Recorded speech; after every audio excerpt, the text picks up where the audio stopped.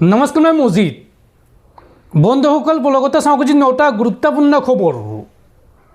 প্ৰথমটো খবৰ, এতিয়াৰ পৰা নিজ দেশৰ স্বীকৃতি অবিহনে বহিষ্কাৰ কৰিব নোৱাৰিব কোনো বিদেশী নাগৰিকক। অসমৰ বিদেশী বিতৰণক লৈ উচ্চতম ন্যায়ালয়ত এই মন্তব্য কেন্দ্ৰীয় চৰকাৰৰ। নাগৰিকত্ব নিশ্চিত নোহোৱা কোনো বিদেশীক তেওঁলোকৰ নিজ দেশৰ স্বীকৃতি অবিহনে বহিষ্কাৰ কৰিব নোৱাৰি। উচ্চতম ন্যায়ালয়ত দাখিল কৰা এক শপতনামাত এই কথা স্পষ্ট কৰিছে কেন্দ্ৰীয় চৰকাৰে। অসমত বিদেশী হিচাপে ঘোষিত হৈ দীঘলীয়া সময় ধৰি আটক হৈ থকা কিন্তু বহিষ্কাৰৰ সম্ভাৱনা নথকা লোকসকলৰ অনিৰ্দিষ্টকালীন আটক কেন্দ্ৰত আবদ্ধ কৰি ৰখাৰ বৈধতা প্ৰত্যাহ্বান জনোৱা এখন আবেদনৰ শুনানিৰ সময়ত কেন্দ্ৰীয় গৃহ মন্ত্ৰালয়ে এই শপতনামা দাখিল কৰে। কেন্দ্ৰীয় গৃহ মন্ত্ৰালয়ে সদৰি কৰা তথ্য মতে সংশ্লিষ্ট ব্যক্তিগৰাকীৰ নাগৰিকত্ব নিশ্চিত নোহোৱা, বৈধ ভ্ৰমণ নথি নথকা অথবা নিজ দেশৰ চৰকাৰে তেওঁক গ্ৰহণ কৰিবলৈ সন্মতি নিদিয়া পৰ্যন্ত বহিষ্কাৰৰ প্ৰক্ৰিয়া আৰম্ভ কৰিব নোৱাৰি। শপতনামাত কেন্দ্ৰীয় চৰকাৰে উল্লেখ কৰা তথ্য মতে কোনো বিদেশী নাগৰিকে কাৰাদণ্ড সম্পূৰ্ণ কৰাৰ পাছত বা আদালতৰ সকলো আইনী প্ৰক্ৰিয়া শেষ হোৱাৰ পিছতহে বহিষ্কাৰৰ ব্যৱস্থা গ্ৰহণ কৰিব পাৰি। কিন্তু তাৰ বাবে বৈধ পাছপৰ্ট বা ভ্ৰমণ নথি থকাৰ লগতে তেওঁৰ বিৰুদ্ধে আন কোনো অপৰাধমূলক গোচৰ চলি থকা উচিত নহয়। কেন্দ্ৰীয় চৰকাৰে আৰু জানিবলৈ দিয়া মতে বহিষ্কাৰৰ পূৰ্বে সংশ্লিষ্ট দেশৰ দূতাবাস বা উচ্চায়োগৰ জৰিয়তে নাগৰিকত্ব নিশ্চিত কৰি ভ্ৰমণ নথি সংগ্ৰহ কৰাটো বাধ্যতামূলক। এই প্ৰক্ৰিয়া সম্পূৰ্ণ নোহোৱালৈকে কোনো বিদেশীক তেওঁৰ নিজ দেশলৈ প্ৰেৰণ কৰিব নোৱাৰি। উচ্চতম ন্যায়ালয়ক এই কথা জনায় কেন্দ্ৰীয় চৰকাৰে।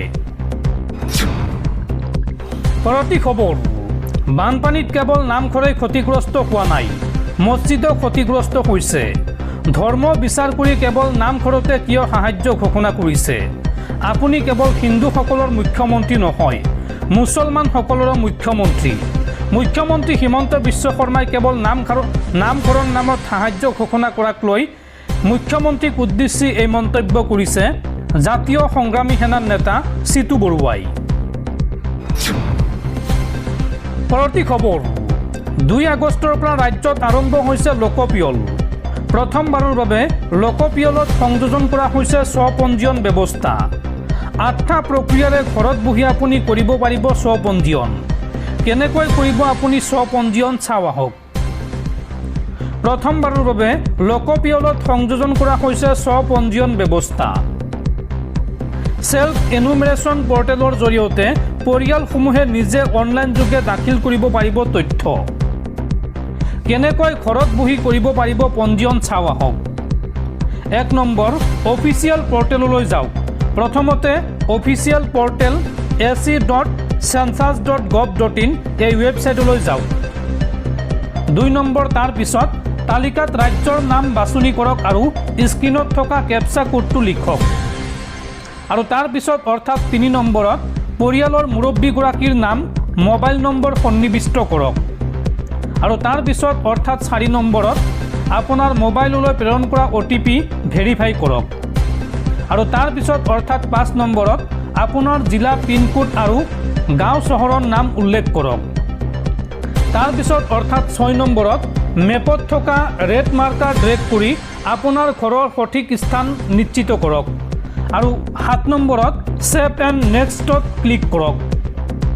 8 নম্বৰত ঘৰ তথা পৰিয়ালৰ যাৱতীয় প্ৰশ্নসমূহৰ উত্তৰ উল্লেখ কৰি শেষত ফাইনেল ছাবমিট বুটামটোত ক্লিক কৰিলেই আপোনাৰ কাম হৈ যাব।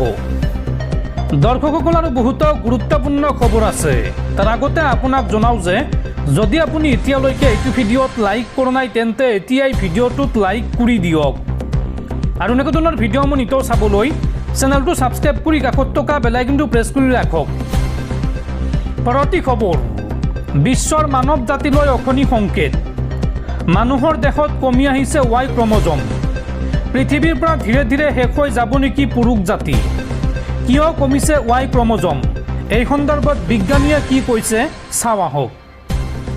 সদ্যজাত এটা শিশুৰ লিংগ কি, এই কথা মাতৃ অথবা চিকিৎসকে নিৰ্ধাৰণ কৰাৰ পূৰ্বেই নিৰ্ধাৰিত হয় শিশুটিৰ শৰীৰত উপস্থিত ক্ৰম'জমৰ পৰা।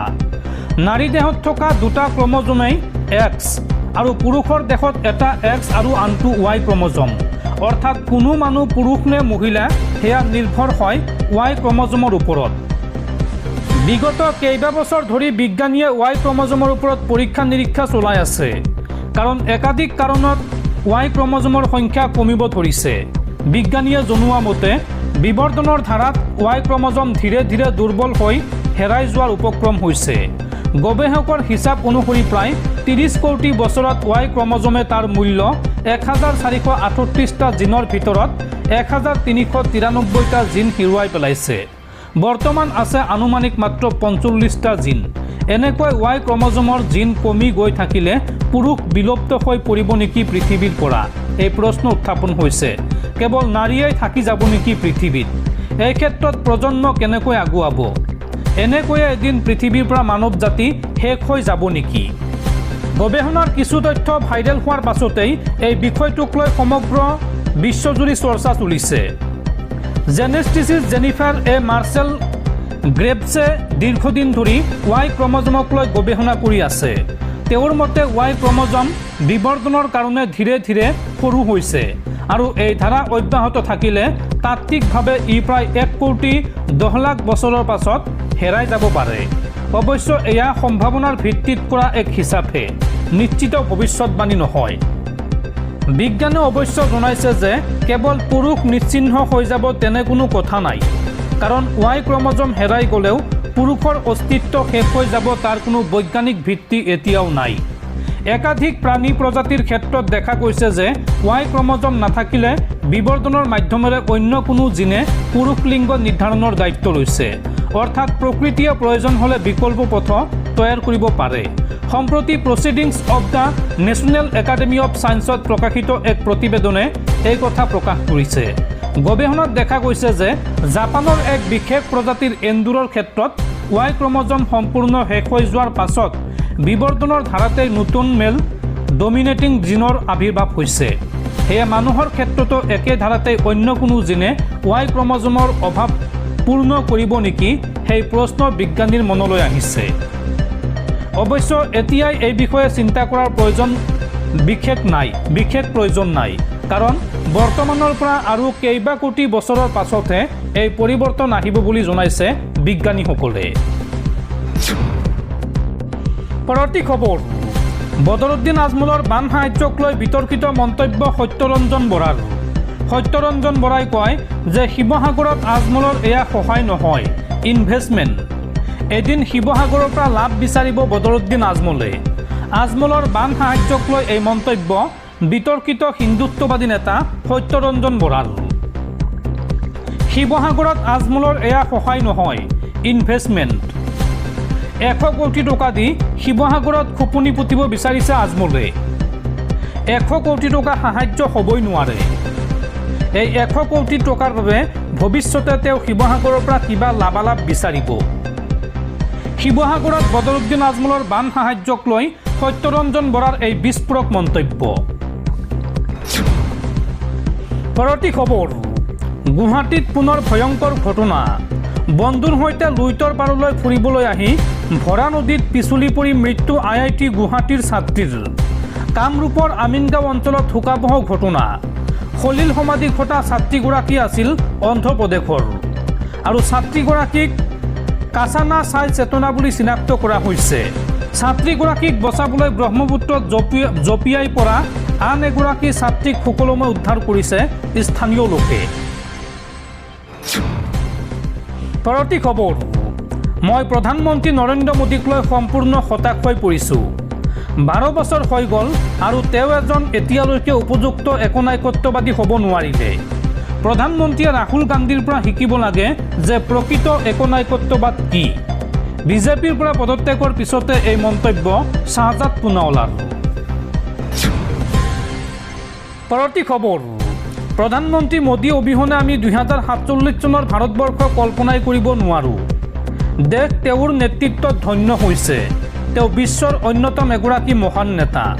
আমি যিকোনো দেশলৈ নাযাওঁ কিয় প্ৰতিটো প্ৰান্ততে তেওঁক সন্মান জনোৱা হয়। মই তেওঁক প্ৰণাম জনাইছোঁ। মোদী ফৰ 2029।